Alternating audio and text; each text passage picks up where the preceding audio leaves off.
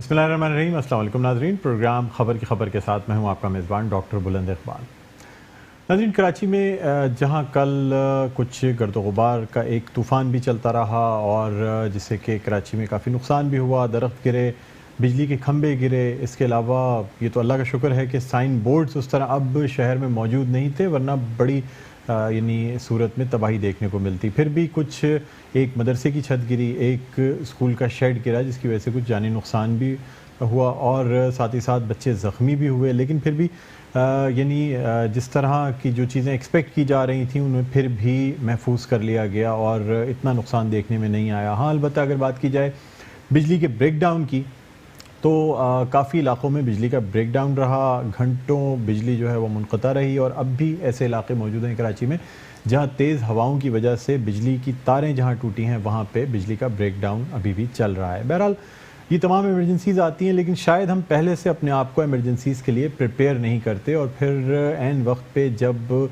हालांकि ऐसी रिपोर्ट्स मौजूद थीं और मौसम के बारे में कहा जा रहा था कि कराची में गर्दो गुबार के साथ तेज़ हवाएं चलेंगी और एक लो प्रेशर सिस्टम जो है वो डेवलप हो रहा है, बारिश की भी पेशन गोई की गई, लेकिन फिर भी जिस तरह के हिफाजती इक़दाम करने चाहिए थे शायद उस तरह के हिफाजती इक़दाम नहीं किए गए।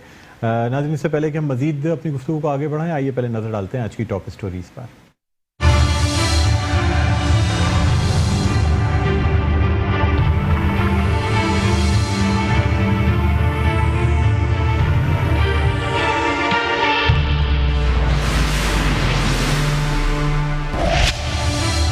9 माह की बच्ची का गलत इंजेक्शन से मफलूज होना एक संगीन जुर्म है। पीटीआई रुकन सूबाई असेंबली बिलाल अहमद गफ्फार ने सिंध असेंबली में करारदाद जमा करवा दी। ये मामला इंतहाई अहम नौइयत का हामिल है। सिंध असेंबली इस पर बहस करे। करारदाद का मतन, 9 माह की बच्ची निशवा को गलत इंजेक्शन लगाने की तहकीकाती रिपोर्ट वज़ीर आला सिंध को पेश। रिपोर्ट में इंजेक्शन लगाने से मुतालिक मजीद तहकीकात कराने की सिफारिश। वज़ीर आला सिंध मुराद अली शाह ने 2 माहिर अतफाल को मुकर्रर कर दिया। वाक़े का मुकदमा वालिद की मुद्दईयत में शारा फैसल थाने में दर्ज। अस्पताल इंतजामिया वाक़े की जिम्मेदार करार। वाक़े में मुबैना गफलत के सिलसिले में तहकीकात की जा रही हैं। तर्जुमान का कहना है वालिदैन की जानिब से मीडिया में गलत इंजेक्शन लगाने का तासुर देना काबिल अफसोस है।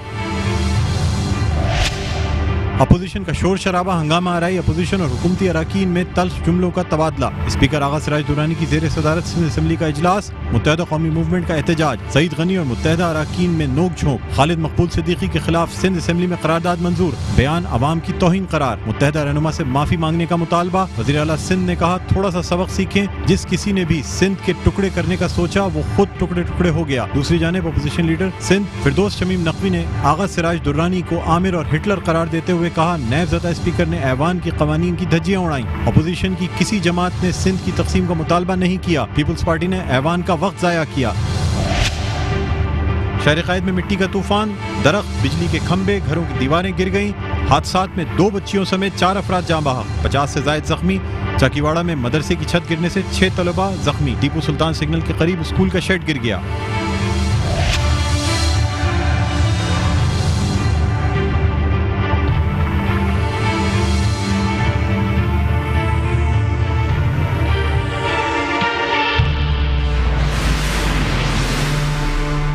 जी नाज़रीन, स्टोरीज़ आपने देखी। सबसे पहले हम बात करना चाहेंगे 9 माह की बच्ची निशवा जो कि पेट के दर्द, वॉमिटिंग और डायरिया के साथ एक निजी अस्पताल में गई। आपको यहाँ ये बताते चलें कि दरअसल ये एक बच्ची नहीं थी बल्कि इसकी जुड़वा बहन वो भी साथ ही हॉस्पिटल उसको ले जाया गया और इनिशियल ट्रीटमेंट दिया गया, कुछ इंजेक्शंस दिए गए, वो इंजेक्शंस लगाए गए। एक बच्ची सेहतयाब होकर घर आ गई, लेकिन उसकी जुड़वा बहन जो थी उसकी अचानक से हालत तशवीशनाक हो गई। ब्रेडिकार्डिया जिसे हम कहते हैं, यानी दिल का सुस्त रफ्तार हो जाना या दिल का धड़कने में कमी आ जाना या अरिदमिया हो जाना, यानी रिदम जो एक जिस रिदम से दिल धड़कता है उसमें कमी आ गई। कहा जाता है कि पोटेशियम चूँकि दिल की जो धड़कन होती है उसे रोकने का सबब बन सकता है, इसलिए पोटेशियम क्लोराइड शायद जो एडमिनिस्ट्रेटिंग स्टाफ था उसने पोटेशियम क्लोराइड का इंजेक्शन लगाया। हालांकि ये इंजेक्शन 24 घंटे में लगना था 400 ml में, जो कि स्टैट डोज में यानी फ़ौरन दे दिया गया। और साथ ही साथ एक और इंजेक्शन जो पेट के लिए दिया जाता है फ्लैजिल, वो शायद स्लो यानी क्वांटिटी में लगाया गया, जिसकी वजह से निशवा की जो दिल की धड़कन थी वो रुकने लगी। फिर निशवा का CPR किया गया, यानी कार्डियो पल्मोनरी रिससिटेशन किया गया। 35 मिनट के CPR के बाद निशवा की जान बचाई गई, वेंटिलेटर पे शिफ्ट किया गया और ICU में एडमिट किया गया। अब निशवा 3 दिन बाद वेंटिलेटर से तो हट गई, लेकिन उसका जिस्म अभी भी पैरालाइज्ड है। और चूंकि जाहिर सी बात है 9 माह की बच्ची कुछ बोल तो नहीं सकती, बता तो नहीं सकती, और फिर जाहिर सी बात है कि इतने बड़े ट्रॉमा से गुजरने के बाद थोड़ी सी सेडेशन भी रखी जाती है, गुनूदगी की दवाएं भी दी जाती हैं। बहरहाल फिर वालिदैन की ख्वाहिश पे इस बच्ची को लियाकत नेशनल हॉस्पिटल शिफ्ट कर दिया गया। गुज़िश्ता रात निशवा को लियाकत नेशनल हॉस्पिटल, जो कि कराची का एक निजी अस्पताल है, वहाँ शिफ्ट किया गया। इस वक्त सबसे पहले हम ये जानना चाहेंगे कि निशवा की इस वक्त क्या पोजीशन है। आया जो ब्रेन डैमेज या ऑक्सीजन की कमी की वजह से जो ब्रेन डैमेज हुआ है, या दवा की वजह से ब्रेन डैमेज हुआ है? तो पहले तो करंट सिचुएशन जानते हैं कि इस वक्त लियाकत नेशनल हॉस्पिटल में निशवा की करंट सिचुएशन क्या है। इस मौजू पर गुफ्तगू करने के लिए हमारे साथ मौजूद हैं लियाकत नेशनल हॉस्पिटल के स्पोक्स पर्सन है अंजुम रिजवी साहब, जिनसे हम बात करना चाहेंगे। अस्सलाम वालेकुम अंजुम रिजवी साहब, आपको खुशामदीद कहता हूँ प्रोग्राम खबर की खबर में। जी वालेकुम अस्सलाम डॉक्टर बुलंद Iqbal, thank you very much, आपने मुझे लाइन पे लिया। जी अंजुम साहब, ये बताइएगा कि इस वक्त जो निशवा एक 9 मंथ्स ओल्ड पेशेंट जो आपके पास एक कराची के निजी हॉस्पिटल से गुज़िश्ता रात आपके हॉस्पिटल में शिफ्ट की गई है, इस वक्त करंट पोजीशन क्या है? अभी आपको तो पता ही है कि कल रात को कोई 2:30 या 3 बजे करीब वो शिफ्ट हुई हैं, और जो पीड न्यूरो के टीम है वो उनको अटेंड कर रही है। और इस वक्त उनके टेस्ट वगैरह चल रहे हैं, CT स्कैन हुए हैं और MRI वगैरह हुआ है, क्योंकि बुनियादी तौर पे अभी तो कोशिश ये हो रही है कि उनको स्टेबल रखा जाए। और हर थोड़ी देर बाद ये टेस्ट ये सजेस्ट करें कि उनके ब्रेन में जो स्वेलिंग है सब है उसको जरा सा कम किया जाए। उसके बाद फिर जो उनके न्यूरो हैं वो ये कहते हैं कि उसके बाद फिर रिहेबिलिटेशन का फेज शुरू होगा तो वो जरा स्लो और देर तक चलेगा, लेकिन ये कि वो फिर रिहेबिलिटेशन का शुरू हो जाएगा। अभी तो फिलहाल उनको टेस्ट लेके और मॉनिटर कर रहे हैं और ये देख रहे हैं कि ब्रेन, क्योंकि ब्रेन काफी मुतासिर हुआ है, तो किस हद तक मुतासिर हुआ है और कहाँ तक होगा, तो उसके बाद फिर आइंदा 24 घंटे के बाद डॉक्टर्स किसी हतमी नतीजे पे पहुंचेंगे। जी अंजुम साहब, ये भी बताइएगा कि इस वक्त फिजिकल कंडीशन क्या है? निशवा जो है वो होश में है या गुनूदगी की हालत है, बेहोश है, कोमा में है? प्रेजेंट कंडीशन दिमागी तौर पे जिसे GCS स्केल कहते हैं, और जैसे आपने कहा था उनको दवाएं वगैरह भी दी जा रही हैं। 9 महीने की तो उम्र है उस बच्ची की।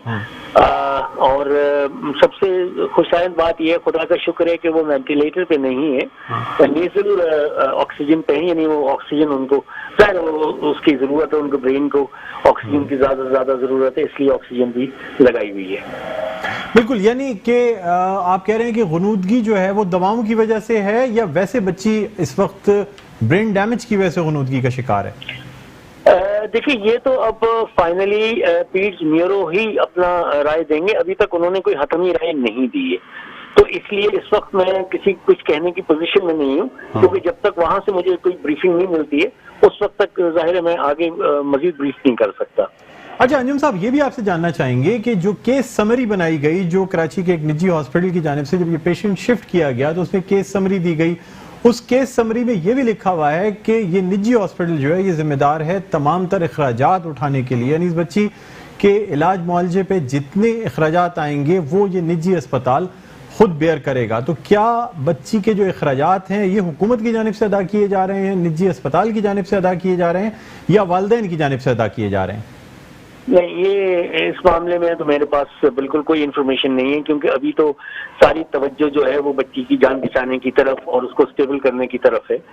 और ना अभी फाइनेंस डिपार्टमेंट ने मुझे कोई एडवाइस किया है, ना मुझे पता है, ना उनके वालिदैन की तरफ से ऐसी कोई बात आई है। जी अच्छा अंजुम साहब, एक मेडिकल लैंग्वेज में एक प्रोबेबल प्रोग्नोसिस कहते हैं, यानी कि इस बच्ची का फ्यूचर क्या होना है, एक प्रोविजनल प्रोग्नोसिस कहते हैं, यानी कि अगर हम अभी अंदाजा लगाएं, एक अंदाजा ये लगाएं कि इस बच्ची का आगे मुस्तकबिल क्या रहेगा, तो आप क्या कहेंगे इस हवाले से?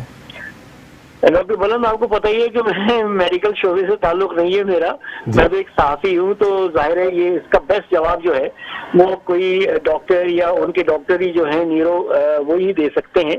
हाँ, अलबत्ता ये जरूर है कि मैं उनसे ये इन्फॉर्मेशन लेके और आपको पास ऑन जरूर कर सकता हूँ। ठीक है, बहुत शुक्रिया अंजुम रिजवी साहब, आपने हमें ज्वाइन किया। लियाकत नेशनल हॉस्पिटल के स्पोक्स पर्सन अंजुम रिजवी हमारे साथ थे। नाज़रीन, यहाँ एक छोटा सा वक्फे के बाद जब आपकी खिदमत में हम माहिर इत्फाल प्रोफेसर डॉक्टर इकबाल मेमन से भी बात करना चाहेंगे और ये जानेंगे कि ये जो ट्रीटमेंट दी गई आया सही थी, गलत थी, क्या हुआ इस ट्रीटमेंट की वजह से, क्या ब्रेन को डैमेज पहुंचा या फिर ऑक्सीजन की कमी की वजह से ब्रेन डैमेज हुआ, इन तमाम उमूर पर बात करेंगे। कहीं ना जाइएगा, एक छोटा सा वक्फा, देखते रहिए प्रोग्राम खबर की खबर।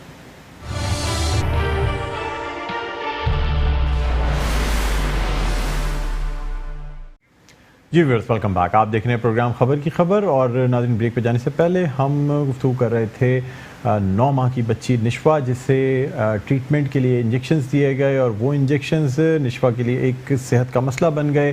वेंटिलेटर पे शिफ्ट होना पड़ा निशवा को, उसके बाद फिर वेंटिलेटर से हटा के अब ऑक्सीजन पे है, लेकिन अभी भी गनूदगी है या बेहोशी तारी है। इसी हवाले से गुफ्तगू करने के लिए हमारे साथ मौजूद हैं माहिर अमराज इत्फाल प्रोफेसर डॉक्टर इकबाल मेमन। अस्सलाम वालेकुम प्रोफेसर साहब, आपको खुशामदीद कहते हैं प्रोग्राम खबर की खबर में। वालेकुम अस्सलाम। कैसे हैं बोला? अल्लाह का करम सर, मैं ठीक हूँ, बहुत शुक्रिया पहले तो कि आपने मेट्रो 1 न्यूज़ के लिए वक्त निकाला। सर, आपसे जानना ये चाहेंगे कि ये जो अगर किसी का पेट खराब हो या बच्चे जब वॉमिटिंग के साथ, डायरिया के साथ आते हैं या पेट में दर्द के साथ आते हैं, तो क्या नॉर्मली उन्हें पोटेशियम क्लोराइड दिया जाता है? अगर बच्चा शदीद डायरिया में हो या बहुत ज्यादा वॉमिटिंग होती हैं तो पोटेशियम जरूर शामिल किया जाता है, मगर वो अमूमन जो हमारे पास ड्रिप्स होती हैं उनमें मिला हुआ एक क्वांटिटी होती है, और जब तक पोटेशियम की जो वैल्यू टेस्ट के जरिए आती है और वो कम होती है तो इजाफी इंजेक्शन तभी लगाते हैं जब वो कम हो जाता हो।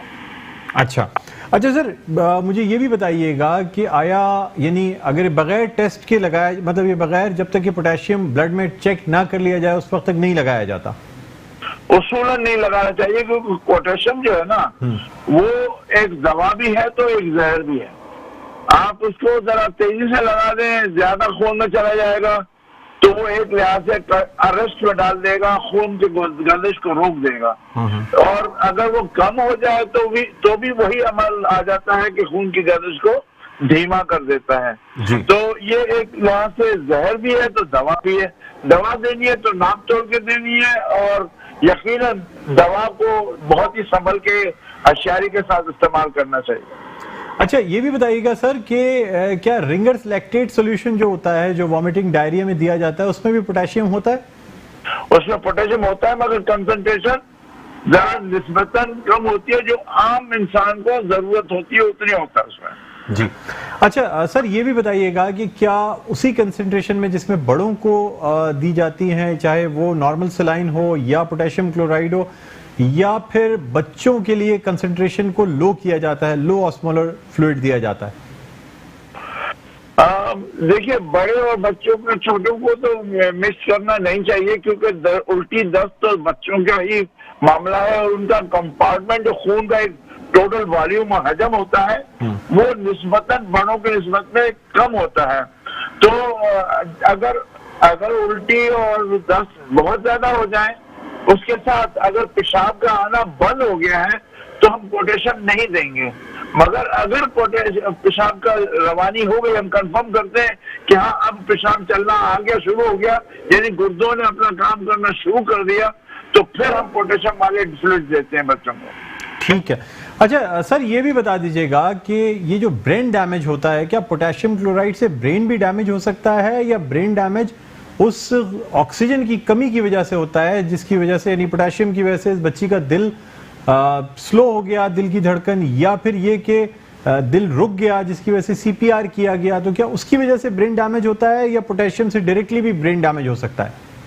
देखिए, अमूमन तो इसका जो ज्यादा तेज धार जो कहनी चाहिए बीमारी जहर की, वो सीधा दिल पे पड़ती है। पहला काम यही करता है कि उसकी जो इलेक्ट्रॉनिक एक्टिविटी होती है ना दिल की, आपका पल्स बनती है, उसके लिए पोटेशियम अगर थोड़ा ज्यादा हो जाए तो वो उसकी रफ्तार को रोक देती है। उसका मतलब है दिल का धड़कना बंद हो गया, और फिर दिल है जो जिम्मेदार है सारे आज़ा को खून और ऑक्सीजन और बाकी चीजें पहुंचाने का, और वहां से सफाई का, नक्काशी का काम करने के लिए। अब अगर दिल रुक गया तो सारा काम रुक गया सब आज़ा के ऊपर। और वो आज़ा जो जरा हिस्सास ज्यादा होते हैं या जैसे कि दिमाग, तो उसके ऊपर असर आएगा। तो मेरी नजर में अगर किसी को खुदा न खास्ता पोटेशियम ज्यादा मिल जाए और ज्यादा हो जाए खून में, तो दिल बंद होगा और दिल की रफ्तार बंद होने से दिल के खून का जो दौरानिया है, सिलसिला है, वो कम पड़ जाएगा और बंद हो जाएगा। और फिर उसके असरात दिमाग पे होंगे कि भाई ऑक्सीजन कम है, कार्बन डाइऑक्साइड और दूसरे गलाजतें हैं वो बढ़ जाएंगी और दिमाग के ऊपर असर होगा। डॉक्टर साहब ये भी बता दीजिएगा कि अगर किसी मतलब 9 माह के बच्चे या 10 माह के बच्चे का दिल बंद होता है जिसकी वजह से उसके दिमाग को नुकसान पहुंचता है, तो क्या बच्चों में रीजनरेशन हो जाती है? क्या बच्चों के दिमाग में ये सलाहियत होती है? क्योंकि अभी मतलब छोटी बच्ची है निशवा, तो क्या ये चांसेस हैं कि जो ब्रेन डैमेज हुआ है वो वक्त के साथ बेहतर हो जाए, सूजन कम हो जाए, उसके बाद वो एक नॉर्मल जिंदगी गुजार सके? देखिए ये कहना क्यों मुश्किल होता है, क्योंकि किस हद तक शदीद रुकावट पैदा हुई ऑक्सीजन आने की, कितनी देर तक पहुंची, और फिर उसके बाद अगर दिमाग के ऊपर असर है तो उसने सिर्फ सोजिश की वजह से प्रेशर बढ़ गया और दिमाग बाद में काम वापस करेगा, या इस हद तक उसका नुकसान हुआ कि उनके जो न्यूरॉन्स हैं उनको डैमेज हो गया। न्यूरॉन को डैमेज हुआ तो फिर रीजनरेशन तकरीबन मुकम्मल तौर पे मुश्किल है। मगर अगर सोजिश है और हल्का फुल्का उनके ऊपर इतना असर है कि वो मारूफ जरूर हो गए, मगर तो फिर वो वापस काम आ सकता है। ठीक है, बहुत शुक्रिया डॉक्टर साहब, आपने हमारे प्रोग्राम में वक्त दिया। और नाज़रीन, अब हम ये भी जानना चाहेंगे कि जो हौसामिया है उनकी जानिब से भी एक बयान जारी किया गया, वीडियो बयान जारी किया गया। पहले एक स्टेटमेंट यानी प्रेस रिलीज जारी की गई, उसके बाद एक वीडियो बयान भी जारी किया गया जिसमें कहा गया कि जो ट्रीटमेंट दिया गया बच्ची निशवा को, उसमें शायद उसकी एडमिनिस्ट्रेशन में कोई गलती या कोई कोताही हुई जिसकी वजह से उस बच्ची का जो है दिल धड़कने की रफ्तार में कमी हुई और फिर उसका CPR किया गया और उसके बाद उसे बच्चों की ख्वाहिश पे दूसरे हॉस्पिटल शिफ्ट किया गया। इस हवाले से आपको ये बताते चलें कि वज़ीर आला सिंध सैयद मुराद अली शाह ने इस हवाले से पहले जो एक इब्तदाई कमेटी कायम की थी उसने मज़ीद तहकीक़ात की सिफारिश की, जिस पर 2 माहिर अमराज़ इत्फ़ाल पर मुश्तमिल एक नई कमेटी बना दी गई है, जो कि डॉक्टर MN लाल और डॉक्टर जमाल रज़ा पर ये कमेटी मुश्तमिल है, जो कि तहकीक़ात करेगी और ये बताएगी कि आया हॉस्पिटल की गफलत की वजह से, पैरामेडिकल स्टाफ की गफलत की वजह से या डॉक्टर की गफलत की वजह से ये वाक़या पेश आया, और फिर जो भी रिस्पॉन्सिबल होगा उसके खिलाफ कार्रवाई की जाएगी। बहरहाल अभी आइए आपको दिखाते हैं कि हॉस्पिटल इंतजामिया इस बारे में क्या कहती है और क्या स्टेटमेंट जारी किया गया है। हॉस्पिटल का मौक़िफ़ आपको बेबी नशवा के बारे में देना चाह रहा हूँ। बेबी नशवा और उसकी ट्विन सिस्टर उमेशा को 6 अप्रैल को हॉस्पिटल लाया गया गैस्ट्रेंटाइटिस के साथ। दोनों को वहाँ पर दाखिल किया गया और दोनों का ट्रीटमेंट शुरू किया गया, जो कि बिल्कुल सिमिलर था और दोनों के ट्रीटमेंट के अंदर KCL शामिल था। 8 तारीख को बेबी उमेशा जो है वो बिल्कुल सेहतियाब होकर डिस्चार्ज हो गई, जबकि 7 तारीख को जब KCL का इंजेक्शन बेबी नशवा को लगा तो उनको कार्डियोपल्मोनरी अरेस्ट में गई और उनका CPR हुआ। इंजेक्शन तो KCL ही का था, लेकिन इसके लगाने के ऊपर और इसकी डाइल्यूशन के ऊपर हमारे पास इंक्वायरी हो रही है। जो रेलेवेंट स्टाफ है उनको हमने सस्पेंड कर दिया है और उनके ऊपर जो भी एक्शन होगा वो हम ज़रूर लेंगे इंक्वायरी कंप्लीशन के बाद। 7 तारीख को बेबी नशवा जो है वो इंट्यूबेट हुई और 10 तारीख को वो वेंटिलेटर से हट गई और कॉन्शियस हो गई। 14 तारीख को उनकी फैमिली ने रिक्वेस्ट किया कि हमें जी इनको ट्रांसफ़र करवाएं, यहाँ से रेफ़र करना है लियाकत नेशनल हॉस्पिटल। उसके अंदर भी जो हम भी हेल्प कर सकते थे हमने की, और 15 तारीख की सुबह मतलब 14 और 15 की रात में 2:30 बजे के करीब बेबी यहाँ से ट्रांसफ़र हो गई।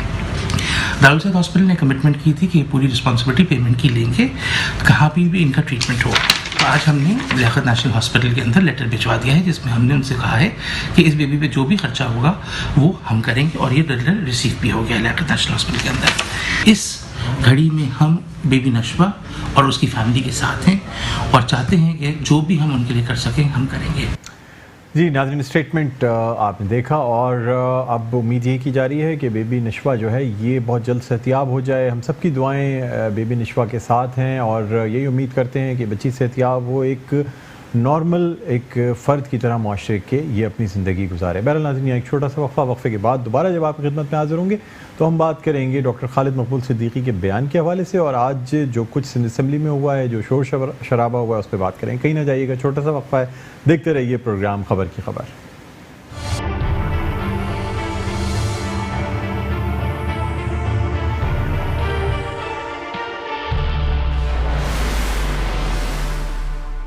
जी नाज़रीन, वेलकम बैक। आप देख रहे हैं प्रोग्राम खबर की खबर। मैं हूं आपका मेज़बान डॉक्टर बुलंद इकबाल। अब हम कुछ बात करना चाहेंगे सिंध असम्बली में आज जो शोर शराबा हुआ, अपोजिशन अरकान और ख़ास तौर पे हुकूमती अरकान के दरमियान नोक झोंक हुई, तल्ख कलामी हुई और ये कहा गया ख़ास तौर पे हुकूमती अरकान की जानिब से कि मुत्तहदा कौमी मूवमेंट पाकिस्तान को पुरानी मुत्तहदा कौमी मूवमेंट पाकिस्तान बनने नहीं देंगे। और साथ ही ये भी कहा गया वज़ीर आला सिंध सैयद मुराद अली शाह की जानिब से कि ये बात याद रखी जाए या माजी से सबक सीखें, जब भी किसी ने सिंध के टुकड़े करने की बात की है तो वो जमात खुद टुकड़े टुकड़े हो गई। इसी हवाले से गुफ्तगू करने के लिए हमारे साथ मौजूद हैं पाकिस्तान पीपल्स पार्टी की रहनुमा सादिया जावेद साहिबा। अस्सलाम वालेकुम सादिया जावेद साहिबा, आपको खुशामदीद कहते हैं प्रोग्राम खबर की खबर में।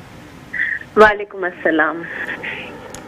सादिया जावेद साहब, आपसे ये जानना चाहेंगे कि जो बयान मुत्तहदा कौमी मूवमेंट पाकिस्तान की राब्ता कमेटी की जानिब से आया वो दरअसल ये था कि सिंध में अर्बन और रूरल जो आबादी है उसमें नाइंसाफ़ी हो रही है, कोटा सिस्टम है, कराची वालों को या जो सिंध के अर्बन इलाके हैं उन्हें रिप्रेजेंटेशन नहीं मिल रही है। अगर हम बात करते हैं डिप्टी कमिश्नर्स की, असिस्टेंट कमिश्नर्स की, पुलिस की या जिस महकमे की भी बात करें, वहाँ पे कराची वालों को उनका ड्यू पार्ट यानी जो ड्यू शेयर मिलना चाहिए वो नहीं मिल रहा, जिस पे ये बात की गई कि वज़ीर आज़म इमरान खान आर्टिकल 149 का इस्तेमाल करते हुए सूबे में मदाखलत करें और सिंध की अर्बन शहरियों को उनके हुकूक दिलवाएं। क्या कहती हैं सर आप इस हवाले से? जी बिस्मिल्लाहिर्रहमानिर्रहीम। देखिए, एमक्यूएम ने ये बातें आज से 30 साल पहले भी की थी और जब एमक्यूएम हर्ज़े वजूद में लाई जा रही थी, उस डिक्टेटर की बाकियात तो अब पाकिस्तान में मौजूद नहीं है, लेकिन इनकी इस तरह की बातों से फिर हमें लगता है कि ज़ियाउल हक जो इनका बानी था, जो इनको बनाने वाला था, उसकी रूह जाग गई है। मेरा इनसे सवाल, मतलब आज फ्लोर ऑफ द हाउस पे भी ये बात की गई है और रिकॉर्ड को दुरुस्त करने के लिए मीडिया को भी ये बात दिखानी चाहिए कि जो इनका 86 में एजेंडा था वो था हम कोटा सिस्टम को खत्म करेंगे। मैं ये सवाल पूछती हूँ कि इससे पहले या आज तक जितनी पाकिस्तान में हुकूमतें आई 86 से लेकर 2019 तक, एमक्यूएम फेडरेशन में और सूबों में उनके साथ रही, उनका हिस्सा रही। कितनी करारदादें आई हैं उस कोटा सिस्टम को खत्म करने के लिए। फिर जब इनका बाप, वो जो परवेज मुशर्रफ ने इनको गोद लिया था, जिसने इनको बेताज बादशाह बनाया था, इस शहर में खून की होली खिलवाई गई थी, तो उस वक्त इन्होंने कोटा सिस्टम क्यों नहीं खत्म किया? कोटा सिस्टम अगर खत्म किया तो पाकिस्तान पीपल्स पार्टी ने 2008 में खत्म किया, जब आसिफ जरदारी साहब ने एज प्रेसिडेंट उसको एक्सटेंशन नहीं दी। ये बातें करते हैं कि आर्टिकल 145 का इस्तेमाल करें। आर्टिकल 145 का इस्तेमाल तो फेडरल गवर्नमेंट को जब करना चाहिए था ना, जब इस शहर में खून की होलियां खेली जाती थी, माएँ और बहनें जनाजे उठाती थी अपने बेटे और भाइयों के। वो तो किसी गैर मामूली हालात में, तो खुदा ना खास्ता सूबे सिंध में ऐसे कोई हालात नहीं है। सादिया जावेद साहब, आपसे एक सवाल करना चाहूंगा। लॉ एंड ऑर्डर की जी सादिया जावेद साहब, आपसे आप बिल्कुल बजा फरमा रही हैं। बात ये कि इनसे ये हिसाब कोई मांगे कि वो लंदन में लड़ाई हो रही है, लंदन में जायदादों के और प्रॉपर्टीज के पीछे लड़ाई हो रही है, जिस अब लीडर का ये नाम नहीं ले सकते। सादिया जावेद साहब, आपसे मैं एक सवाल करना चाहूंगा, मेरा सवाल सुन ले। मैं आपसे ये पूछना चाहूंगा कि सिंध के 45 सेक्टरीज में से 41 जो हैं जिनका ताल्लुक रूरल सिंध से और सिर्फ 4 का अर्बन सिंध से है।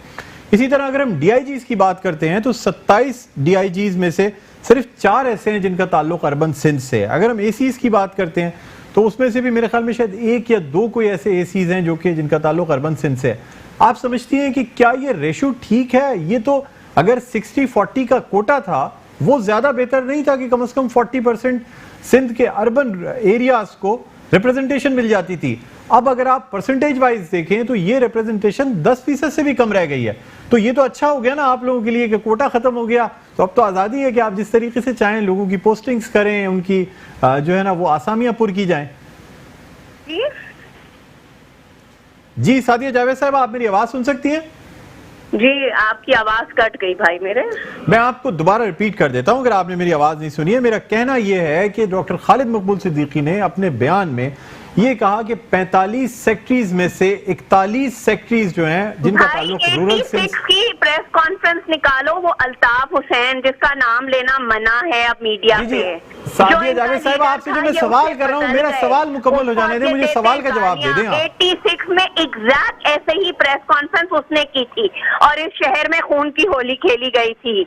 मैं आपसे जो सवाल कर रहा हूँ सादिया जावेद साहिबा, मुझे इससे कोई गर्ज नहीं। डॉक्टर खालिद मकबूल सिद्दीकी साहब हैं, इनसे भी हिसाब मांगा जाए। ये मतलब आप ये जवाब नहीं देना चाह रही। जो मैं आपसे सवाल कर रहा हूँ सादिया जावेद साहिबा, मैंने आपसे एक सिंपल सवाल किया है कि 45 में से 41 सेक्रेटरीज जो हैं सिंधी स्पीकिंग हैं या रूरल सिंध से ताल्लुक रखते हैं, 4 जो हैं वो अर्बन सिंध से ताल्लुक रखते हैं। डीआईजीज की बात करते हैं तो 27 डीआईजीज में से सिर्फ 4 अर्बन सिंध से ताल्लुक रखते हैं। मैं आपसे ये पूछना चाह रहा हूं कि क्या ये परसेंटेज दुरुस्त है या कोटा सिस्टम बेहतर था जिसमें कम से कम 60% रूरल और 40% अर्बन सिंध हुआ करता था? देखिए, कोटा सिस्टम तो अब कोई वजूद में ही नहीं है, पहली बात ये। और इनको इतना बड़ा इख्तिदार मिला, इन्होंने अपने लोगों को बैठाया तो मतलब आप मेरे सवाल का जवाब नहीं देंगी। इन्होंने अपने लोगों को बैठाया तो था, लेकिन वो नौकरियां छोड़ के भाग गए, वो गोस्ट एम्प्लॉयज में निकल गए, तो इसमें सिंध हुकूमत का कोई कसूर थोड़ी है। आप ये जो मैंने आपके सामने फैक्ट्स एंड फिगर्स रखी हैं डॉक्टर खालिद मकबूल सिद्दीकी के बयान से, मैंने बिल्कुल आपको एक्सट्रैक्ट बताया है, इसको आप डिनाई करती हैं या एक्सेप्ट करती हैं कि ये फिगर्स दुरुस्त हैं? मैं देखिए, मेरे पास ऐसे कोई फैक्ट्स एंड फिगर्स नहीं हैं मेरे पास ऐसे कोई फैक्ट्स एंड फिगर्स नहीं है। फिर और एक तो पहली बात ये कि लसानियत की बात ही नहीं होनी चाहिए, वो बात बंद हो जाना चाहिए। मजहब के नाम पे, ज़बान के नाम पे और लसानियत के नाम पे ये मुल्क बहुत तकसीम हो चुका है। अब हम इसके मेरा खास से वो नहीं हो सकते मुतहम्मिल कि फिर ये बातें की जाएं और इस सूबे में खून और कत्लो गारतगरी कराई जाए। खालिद मकबूल सिद्दीकी साहब जिसके वो इस वक्त इत्तेहादी हैं, जिससे वो अपील कर रहे हैं, उनकी पार्टी ने भी इनके इस बयान को ऑन करने से इनकार कर दिया। जावेद साहब, मुझे बताइएगा, क्या आपकी पार्टी की जानिब से जब सिंध और पंजाब की बात आती है, उन्होंने इनके साथ बैठने से इनकार कर दिया? तो बात यह है कि ये किसी को काबिल कबूल नहीं है। वो जो फरूक नसीम साहब हैं, वो उनसे कहें कि वो उससे निकल आए, उनके ऊपर मनी लॉन्ड्रिंग का केस चल रहा है, उस पे फोकस करें। आर्टिकल प्लीज मैं आपसे चाहूंगा कि आप जो मैंने सवाल किया था ना उसका जवाब मुझे नहीं मिला। मैं आपसे ये जानना चाहूंगा कि क्या आपकी पार्टी ने कभी लसानियत की बात नहीं की? क्या आपकी पार्टी ने सिंध और पंजाब का मुकाबला नहीं किया? आपने ये नहीं कहा कि अगर मतलब वजीर आजम या अगर स्पीकर पंजाब से होता तो उसे अंदर नहीं किया जाता? क्या पाकिस्तान पीपुल्स पार्टी सिंध और पंजाब की लसानियत की कभी बात नहीं करती? सिंध और पंजाब की बात की जाए तो वो लसानियत नहीं है? नहीं जी, मेरी बात सुने। अगर हम ये बात करते रहे, हमने कभी फेडरेशन को और सूबों को तोड़ने की बात नहीं की। ये पाकिस्तान पीपुल्स पार्टी है जिसने ये चारों इकाइयां पाकिस्तान की जोड़ के रखी हैं। अगर ये कोई कहता है तो हमने ये बिल्कुल हमेशा कहा है, ये बिल्कुल एक स्टेटमेंट, और ये गलत भी नहीं है कि पंजाब के साथ, पंजाब क्योंकि इस मुल्क का 60% है, उसके साथ जो सुलूक, उसके साथ जो उसके लीडर्स के साथ बर्ताव हुआ है, वो आज वो सिंध के लीडर्स के साथ नहीं हुआ। शहीद जुल्फिकार अली भुट्टो तख्तेदार पे लटक गए। इमरान खान साहब की जो जबान फौज के बारे में रही है, बात तो लिसानियत की है ना, जहाँ जबान की बात आप करती हैं सिंध और पंजाब की, ये भी तो लिसानियत की बात है ना। बहरहाल बहुत शुक्रिया सादिया जावेद साहब, आपने में ज्वाइन किया। अब नाज़रीन, ये तमाम बातें की तो जाती हैं, यानी ये भी कहा जाता है कि लिसानियत की बात नहीं करनी चाहिए। हालांकि पाकिस्तान पीपल्स पार्टी की जानिब से अक्सर सिंध और पंजाब के हवाले से लिसानी बुनियादों पे हमें स्टेटमेंट्स देखने को मिलते हैं। और जहाँ तक बात है, जब इसकी बात की जाती है तो इनको डिनाई नहीं किया जाता, लेकिन ये कहा जाता है कि सूबा तोड़ने की बात ना की जाए, सूबे को तकसीम करने की बात नहीं की जाए, लेकिन इन हुकूक के हवाले से कोई बात नहीं की जाती कि आया जो फैक्ट्स एंड फिगर्स जो डॉक्टर खालिद मकबूल सिद्दीकी के बयान में दिए गए हैं, क्या वो सही हैं या गलत हैं, या अगर वो सही हैं तो फिर क्या उनको रेक्टिफाई किया जा सकता है या नहीं किया जा सकता। हमेशा बातों को सियासी रंग देने की कोशिश की जाती है। फिर ये भी कहा जाता है कि फेडरेशन की बात करनी चाहिए, एक यानी इस मुल्क को एक मुत्तहिद रखने की बात करनी चाहिए। बिल्कुल, मतलब अल्हम्दुलिल्लाह मुल्क मुत्तहिद है और हमेशा मुत्तहिद रहेगा, लेकिन फिर सूबों की खुद मुख्तारी की भी बात की जाती है, 18वीं तरमीम के हवाले से भी बात की जाती है। इस वक्त इन्हीं मौज़ूआत पर गुफ्तगू करने के लिए हमारे साथ मौजूद हैं मुत्तहिदा कौमी मूवमेंट पाकिस्तान के रहनुमा अमीनुल हक साहब। हम इनसे बात करना चाहेंगे। अस्सलाम वालेकुम अमीनुल हक साहब, आपको खुशामदीद कहते हैं प्रोग्राम खबर की खबर में। वालेकुम अस्सलाम बुलंद। अच्छा सर, आपसे ही जानना चाहूँगा कि अभी आज जो कुछ सिंध असेंबली में हुआ, जितना शोर शराबा किया गया, ख़ासतौर पे अभी मैंने सादिया जावेद साहिबा को भी बीपर पे लिया था, कोई शख्स भी जो है ये फैक्ट्स एंड फिगर्स सुनने को तैयार नहीं है। सर, ये फैक्ट्स एंड फिगर्स जो आपने ख़ासतौर पे डॉक्टर खालिद मकबूल सिद्दीकी ने अपने बयान में दिए, जो 45 सेक्रेटरीज की बात की गई, डीआईजीज की बात की गई, असिस्टेंट कमिश्नर्स की बात की गई, सर इस इशू को असेंबली में क्यों नहीं उठाया जाता है कि प्रॉपर रिप्रेजेंटेशन मिलनी चाहिए? देखिए, एमक्यूएम अपने ही मुकम्मल कोशिश करती है कि वो जो भी इश्यूज शहरी सिंध के हैं जिसको वो रिप्रेजेंट करती चली आ रही है, उन तमाम इश्यूज को और तमाम फोरम से, चाहे वो सूबाई असेंबली हो, कौमी असेंबली हो, या वो तमाम जमहूरी फोरम हो, लाइक प्रेस कॉन्फ्रेंस करना हो, एहतिजाजी रैली निकालना हो या जलसा करना हो, उन तमाम फोरम को उठाती चली आई। अफसोस ये होता है कि जिस तरह आपने कहा कि अभी आपने जिस खातून साहबा को लिया हुआ था, वो तो उन फैक्ट्स एंड फिगर को सुनने को तैयार नहीं थी। इसका मतलब क्या है कि एमक्यूएम पाकिस्तान जो बातें कर रही है वो कोई लसानियत की बुनियाद से बात नहीं कर रही है, बल्कि फैक्ट्स एंड फिगर, आदाद शुमार के साथ बात कर रही है। जब हम कहते हैं कि सूबे में 6 डिवीजन है और 6 के तमाम कमिश्नर जो है रूरल दही इलाके से ताल्लुक रखते हैं, तो मेरा ख्याल इसमें कोई गलत फहमी किसी को नहीं रहनी चाहिए, क्योंकि फैक्ट ये बता रहा है। जिस तरह आपने 41 सेक्रेटरीज की बात की, वो मेरा ख्याल फैक्ट सबके सामने मौजूद है। इसके अलावा भी हमने कल जब प्रेस कॉन्फ्रेंस किया खालिद मकबूल भाई ने, तो गवर्नर नवेद भाई ने और बाकायदा वो तमाम पेपर दिखाए कि जिन लोगों को कराची में नौकरियां दी गई हैं, डॉक्टर साहब ये बड़ी इंपॉर्टेंट बात है, जिन लोगों को गुज़श्ता पिछले 5 सालों में या 8 सालों में नौकरियां दी गई हैं, तो उससे बड़ी चीज जैसे कहते हैं कि एकसानियत थी कि उनकी डेट ऑफ बर्थ ठट्टा की थी, बदीन की थी, शिकारपुर की थी, खैरपुर की थी। उन्होंने मैट्रिक की तालीम भी वहां से हासिल की और उनके शनाख्ती कार्ड का नंबर भी जो कराची का 422 वो भी नहीं है। लेकिन जब उनको नौकरी मिलती है तो अर्बन सिंध के कोटे पे मिलती है, तो ये क्वेश्चन मार्क आ जाता है ना कि कहीं ना कहीं पे गड़बड़ है, कहीं ना कहीं जैसे कहते हैं कि बड़े ऑर्गेनाइज और सिस्टमेटिक तरीके से उर्दू बोलने वालों को, सिंध के शहरी इलाके के लोगों को, मैं ब्रॉडबैंड में कर देता हूँ कि सिंध के शहरी इलाकों में उर्दू बोलने वालों के साथ पंजाबी बोलने वाले, पश्तो बोलने वाले भी रहते हैं, उनकी नौकरी को प्रोटेक्शन कौन करेगा? जी अच्छा, अमीनुल हक साहब, मैं सर आपसे एक सवाल ये करना चाहूंगा कि पाकिस्तान तहरीक इंसाफ, जिसके साथ आप इत्तेहादी जमात हैं और आपके साथ अपोजिशन में मौजूद है, कराची की रिप्रेजेंटेशन का दावा वो भी करते हैं और यानी उनके पास भी 14 सीटें हैं सर। तो सर क्या मतलब इस इशू के ऊपर पाकिस्तान तहरीक इंसाफ को कॉन्फिडेंस में लिया गया है? क्योंकि फिरदौस शमीम नकवी की जानिब से ये कहना था कि किसी ने सूबे की तकसीम का मुतालबा नहीं किया गया, हालांकि डॉक्टर खालिद मकबूल सिद्दीकी की जो प्रेस कॉन्फ्रेंस थी उसमें ये कहा गया कि वज़ीर आज़म पाकिस्तान जो है वो आर्टिकल 149 इस्तेमाल करें, और दरअसल ये अर्बन और रूरल सिंध जो है ये ऑलरेडी डिवाइडेड है, इसका सिर्फ ऐलान होना है।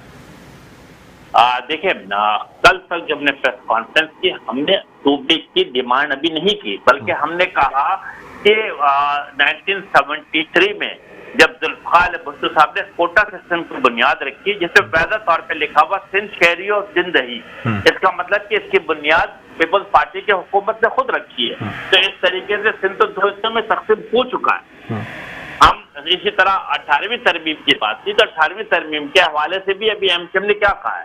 एमक्यूएम पाकिस्तान अभी 18वीं तरमीम को खत्म करने की बात नहीं कर रही है। एमक्यूएम पाकिस्तान कहती है कि 18वीं तरमीम में भी तरमीम की जाए, ताकि उसी स्पिरिट के हवाले से, जिसे कहते हैं जिस मकसद के लिए तरमीम की गई थी और उसको नीचे सतह तक लागू किया जाए।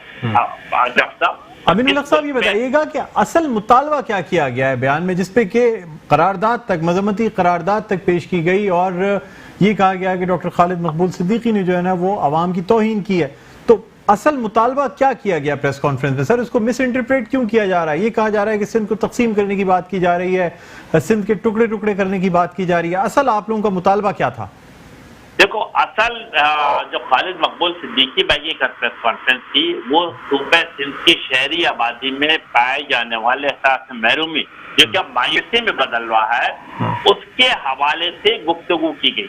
कि सिंध की जो तासुब पसंद हुकूमत है, जो शहरी सिंध के हकूक़ को ग़ज़ब किए हुए है, और ये सिलसिला अब दराज होता चला जा रहा है। सिंध के तमाम महकमों में, चाहे वो सेहत हो, तालीम हो, रेवन्यू, लोकल गवर्नमेंट हो, तासुब और लसानियत की बुनियाद पर सिंध के शहरी इलाकों को लोगों को नहीं लिया रखा जा रहा है, उनके तालीम के दरवाजे बंद किए जा रहे हैं। तो इस इशूज के साथ किए, उसके अंदर मुतालबा किया था कि आर्टिकल 149(1) 149(4) जिसे कहा जाता है, इसके तहत जो है वफाकी हुकूमत को देखना चाहिए कि माशी तौर पर सिंध के शहरी अवाम को जो नौकरियों से दूर रखा जा रहा है, उनके माशी कत्ले आम किया जा रहा है, तो उस हवाले से वफाकी हुकूमत को अपनी डायरेक्टिव इशू करना चाहिए सिंध गवर्नमेंट के हवाले से।